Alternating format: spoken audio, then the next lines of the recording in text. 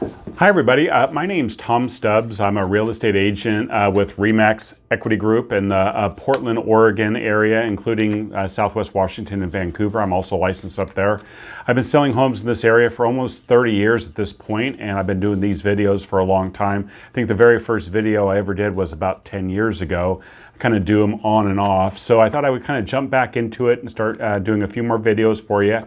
Today is March 31st, 2023. And I want to talk about what I like to call the temperature of the market to give you an idea of the total number of active residential listings at any one time compared to the number of pending sales at that same point in time. So I've been checking this since about COVID started in 2020, March of 2020, and this is a great time to compare the last 4 years to see how the market has changed, because it's changed a lot in that period of time. So I'm going to jump right into it right here. The first period I have is March 2020, and here's the numbers for you. You can see that the total number of active listings was 3,715, and the total number of pending sales was 3,205. Now, the percentage right here is 86%, right?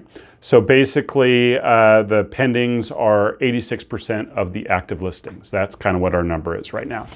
So if we were to look at 2021, kind of after we got through maybe the worst part of COVID and things really started to pick up, at that point, our listings that we had on the market, our active listings, were 1,674, and our pendings had jumped up to 4,127.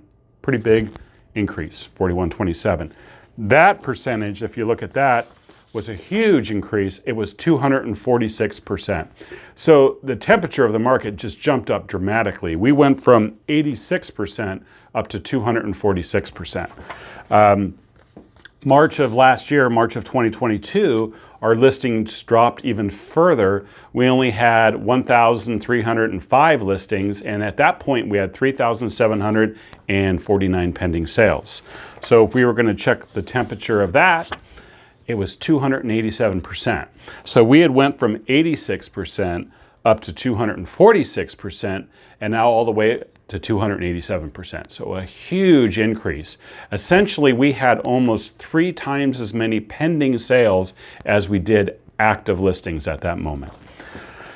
Fast forward to today. If we look at March 2023, you can see how much the market has changed. Right now, we only have 2,577 active listings, and we have 2,272 pending sales.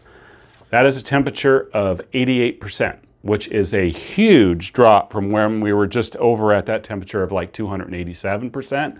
So what we're seeing is the market has definitely slowed down dramatically as an impact of interest rates.